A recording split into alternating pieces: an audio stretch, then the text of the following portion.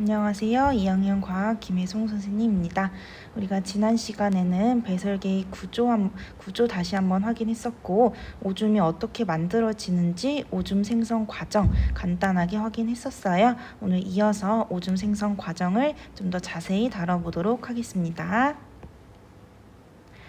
일단 우리가 오줌을 만드는 곳은 콩팥이라고 여러분들 알고 있었지만, 콩팥도 우리가 크게 세 부분으로 나눠서 자세하게 확인했었죠.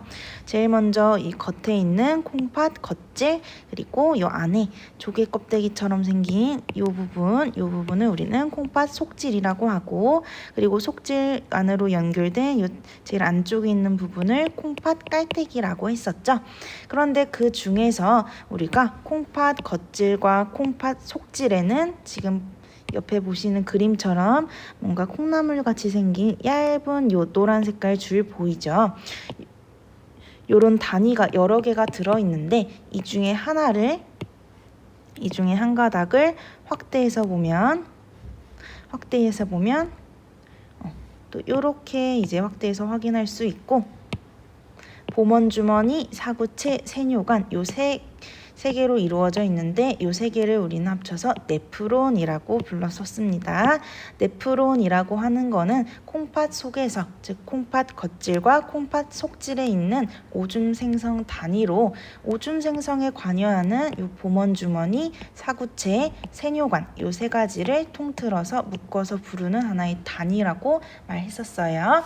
그래서 이 네프론을 좀 더 우리가 자세히 들여다봄으로써 오줌이 어떻게 생성되는지 확인을 해봤습니다.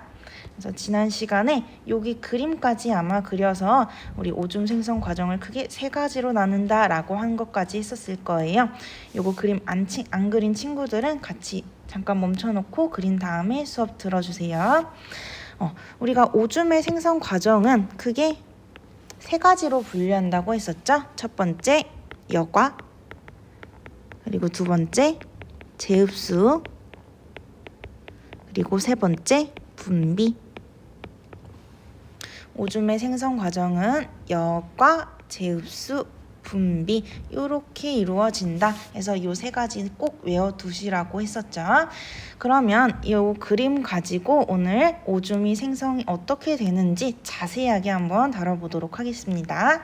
그러면 여러분들 이 그림 옆에다가 이 그림을 이렇게 그리셨으면 빈 공간에다가 뭘 그려볼 거냐면 요 우리 사고체와 보먼주머니 요 부분 있죠? 요 부분을 조금 확대해서 여기 오른쪽에다가 그려보겠습니다. 일단 그림을 이렇게 먼저 그려주시면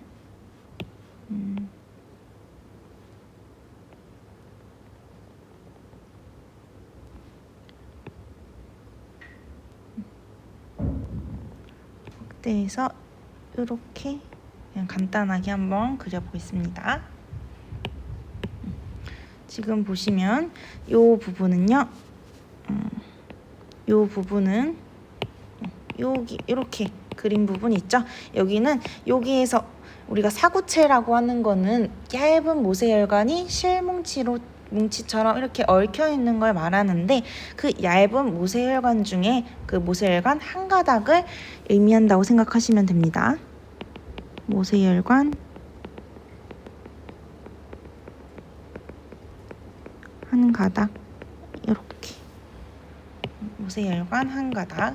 결국엔 모세혈관, 우리가 혈관벽이 얇아서 물질 교환하죠. 물질 교환을 하면 결국엔 그 한 가닥과 그 옆에 있는 친구 사이에서 물질 교환이 일어나는 거일 테니까 한 가닥을 크게 확대해서 그려본 겁니다. 그 다음에 이 모세혈관을 감싸고 있는 이 아랫부분, 여기 보먼주머니 되겠죠. 원래 거보다는 약간 덜 오목하게 그렸죠. 여기는 보먼주머니.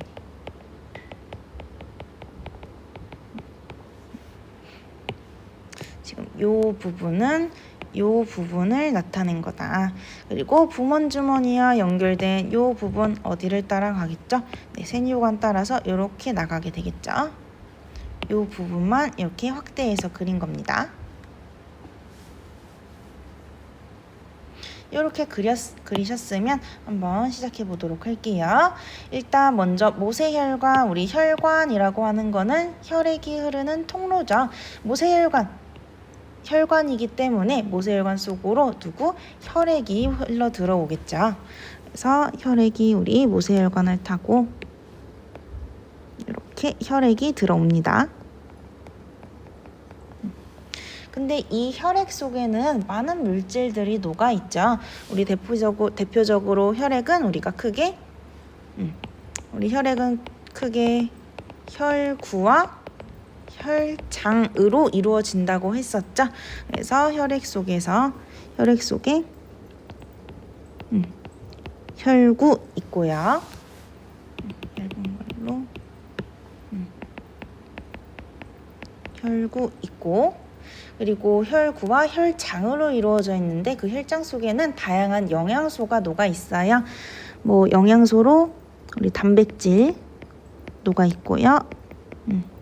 그리고 지방도 있고, 그다음에 또 이제 포도당, 대표적인 탄수화물 종류죠.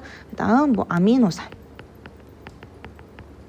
그다음에 물, 무기염류, 그다음 요소, 이런 다양한 것들이 혈액 속에 녹아 있다. 지금 이렇게 쓴 모든 것들은요, 혈액 속에 녹아 있다고 생각하시면 됩니다. 그리고 참고로 이 단백질과 아미노산의 관계 혹시 기억하시나요? 우리가 소화 단원에서 요거 필기했던 거 어렴풋이 기억이 날 거예요. 그때 단백질을 선생님이 요렇게 그렸고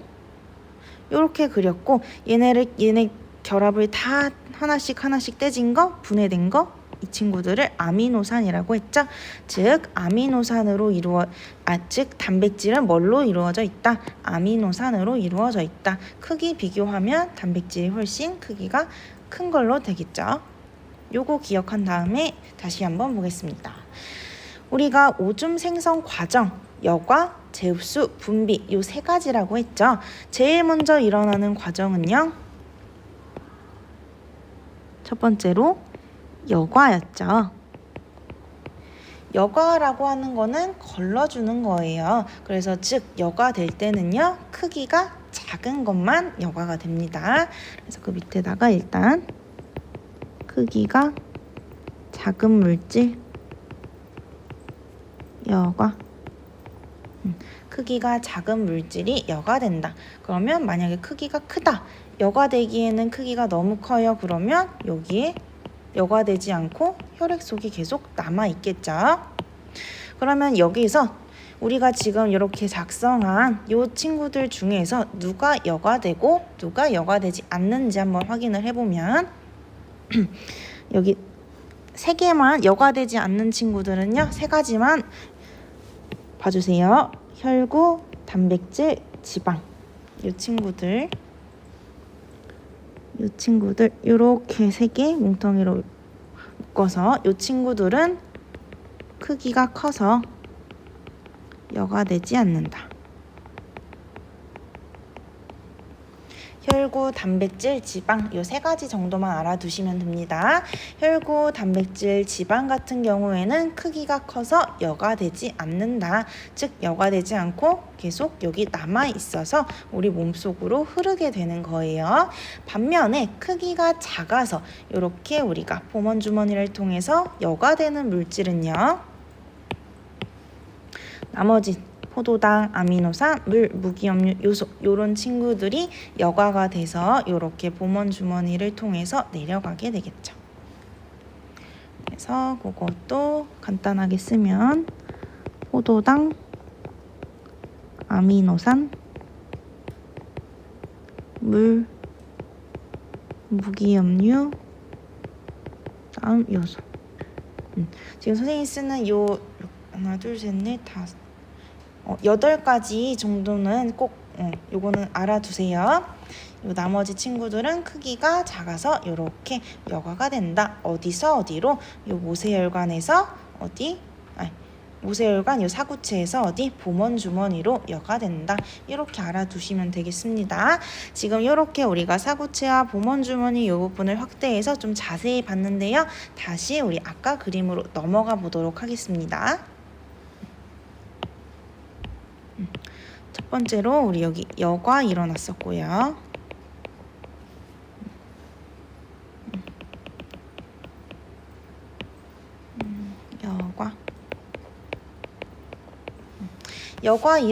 여과가 되면 아까 우리 이쪽으로 크기가 작은 물질이 이렇게 이동을 했었죠. 그러면 이 친구들은 어디를 따라서? 세뇨관을 따라서 이동을 합니다. 그래서 결국에는 콩팥 깔때기로 모여서 이제 오줌관을 통해서 이제 오줌으로 나가게 되겠죠.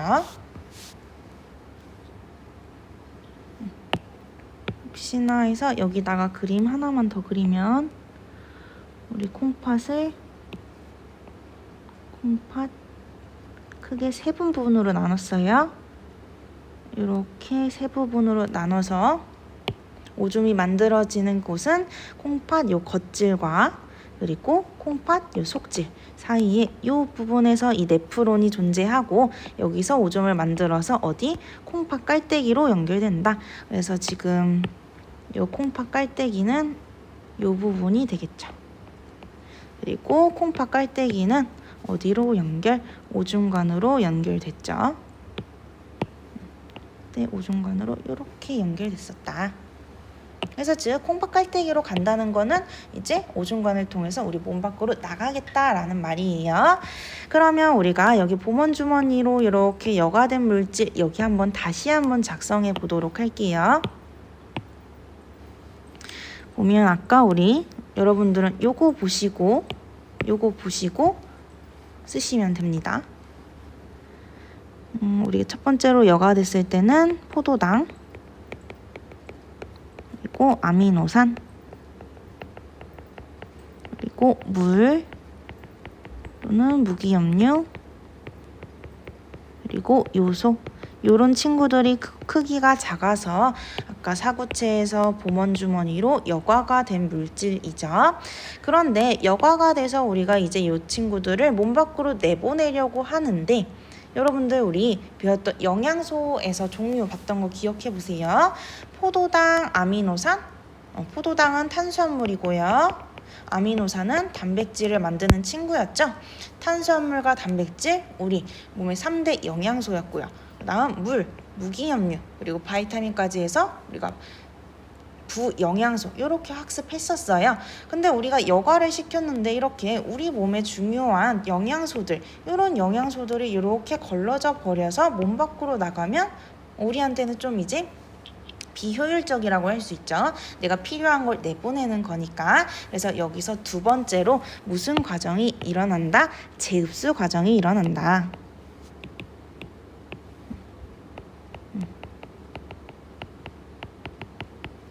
한번 내가 여과를 시켰지만 이 친구들은 뭔가 우리 몸에 필요할 것 같아 해서 다시 모세혈관으로 재흡수가 일어난다고 했었습니다. 그래서 정리를 한번 해보면 일단 포도당과 아미노산의 경우에는 우리 3대 영양소였죠. 탄수화물, 단백질 너무너무 중요한 우리 몸의 에너지원 그리고 우리 몸을 구성하는 영양소이기 때문에 이 포도당과 아미노산은요 100% 재흡수가 일어납니다. 비록 사구체에서 보먼 주머니로 걸러져서 세뇨관을 따라 이동하지만 너무 중요한 영양소이기 때문에 100% 재흡수가 일어나요.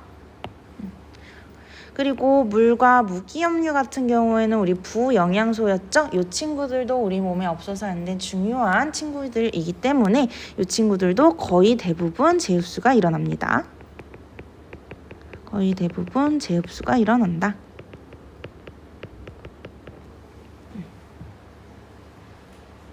이렇게 알아두시면 됩니다. 3대 영양소인 탄수화물, 포도당, 그리고 단백질을 만들어내는 이 아미노산은 100% 재흡수가 된다. 그리고 물과 무기염류 이 친구들은 거의 대부분 재흡수가 된다. 그리고 요소 같은 경우에는 애초에 노폐물이니까 세뇨관을 따라서 콩팥 깔때기로 이동을 하겠죠. 이렇게 한번 또 걸러주고 또 한번 걸러주는 작업이 있죠. 아까 우리 여기에서 크기가 큰 친구들은 여과가 되지 못했어요. 여과가 되지 못하고 혈액 속을 떠다니면서 우리 몸을 빙글빙글 순환하고 있는데 그 중에서 크기가 커서 여과되지 못했지만 그 중에 노폐물이 남아있을 수 있죠. 근데 그 노폐물 우리 몸에 돌고 돌지 않게 여기서 만약에 크기가 커서 여과되지 않은 노폐물이 있으면 한 번 더 분비를 통해서 세뇨관으로 분비를 해서 우리 몸 밖으로 나가게 도와줍니다. 그래서 결국에는 우리 오줌의 생성 과정 몇 단계 거친다? 3단계 거친다. 여과, 재흡수, 분비 이렇게 알아두시면 되겠습니다. 그리고 이 그림에다가 마지막으로 하나만 더 정리 한번 해볼게요.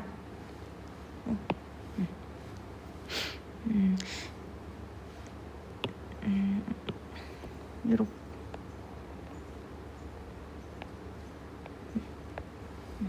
하나만 더 정리를 해보자면 여과와 재흡수 분비가 어디에서 어디로 이루어지는지 그 위치 한 번만 짚고 넘어가 보도록 하겠습니다. 여과, 재흡수, 분비.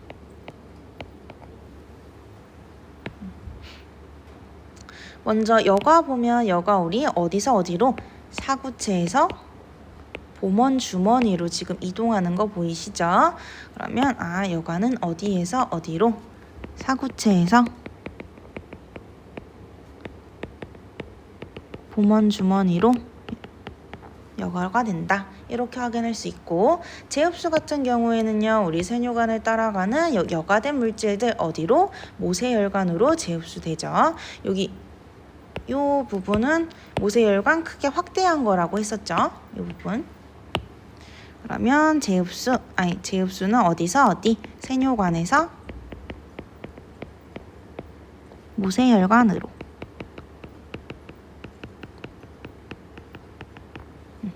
그리고 마지막 분비. 우리는 분비는요. 미처 걸러지지 못한 노폐물 어디로? 다시 세뇨관으로 분비시켜준다.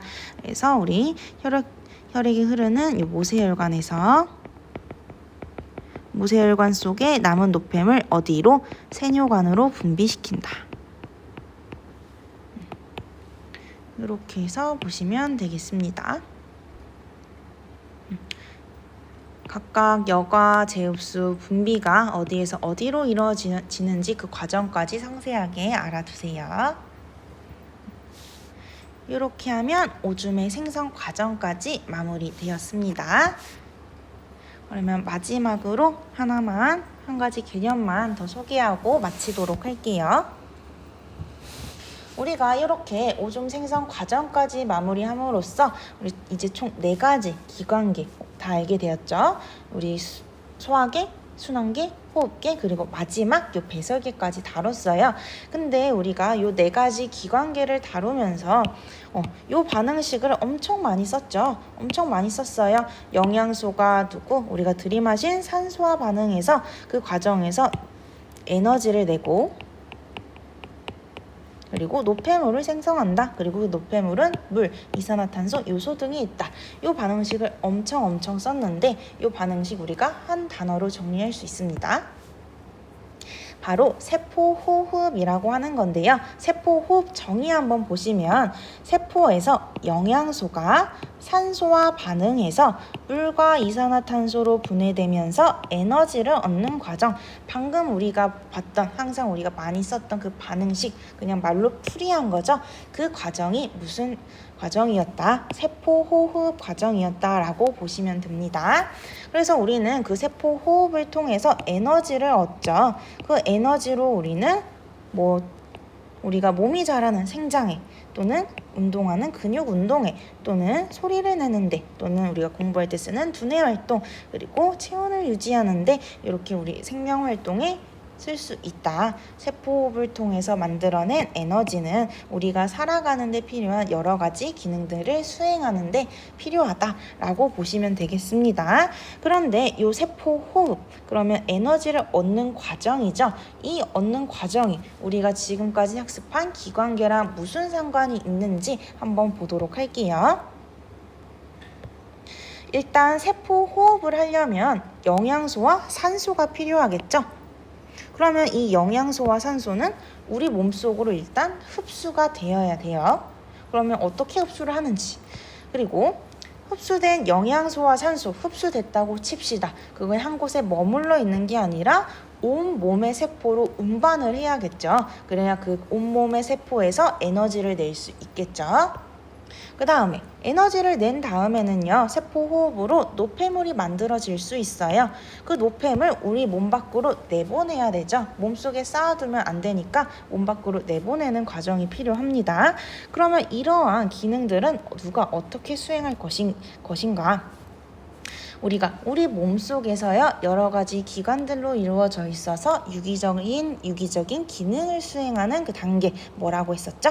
네, 기관계라고 했었죠. 그 기관계인 우리가, 그래서 요 소화계, 순환계, 호흡계, 배설계, 요 네 가지 기관계 봤었어요. 그래서 방금 우리가 세포 호흡 과정에서 필요한 기능, 어떤 기관계가 수행하는지 보면, 일단 세포 호흡에 필요한 영양소와 산소, 우리가 몸속으로 흡수가 되어야 되는 거예요. 몸 밖에 있던 영양소, 산소가 우리 몸속으로 어떻게 들어올까?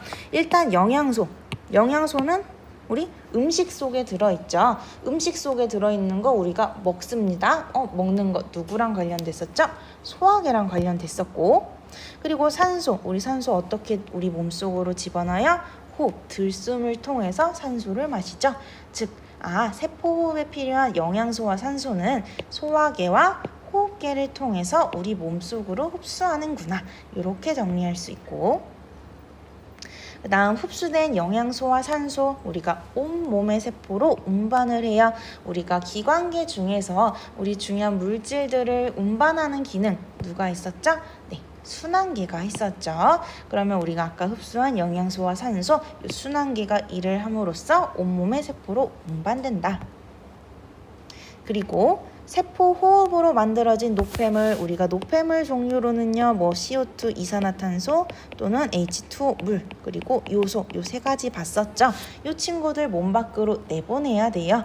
근데 어떻게 내보내냐? CO2 기체 상태인 친구들은 우리가 후하는 날숨, 즉 호흡계를 통해서 내보내고요. 그 다음에 액체 상태, 요 물, 그리고 요소와 같은 경우에는 오줌을 통해서 내보내죠. 그리고 그 기능은 어디? 배설계가 우리가 수행을 했었죠. 그래서 이렇게 하고 봤더니, 즉 우리가 세포 과정에서는 모든 네 가지 기관계가 관여를 했죠. 즉 우리 몸에서 생명활동에 필요한 에너지를 얻는 과정, 즉 이 세포 호흡 과정은 하나의 기관계만이 아닌 여러 기관계가 협력하여 일어난다라는 사실을 꼭 기억해 두시면 되겠습니다. 아래 그림 보시면서 우리가 그동안 했던 소화계, 순환계, 호흡계, 배설계, 그리고 세포 호흡을 하는 조직 세포까지 한번 정리하면서 마무리하시길 바랄게요. 이렇게 해서 우리가 지난 이제 1회고사 때부터 했던 동물과 에너지 대단어 마무리하도록 하겠습니다. 수고하셨습니다.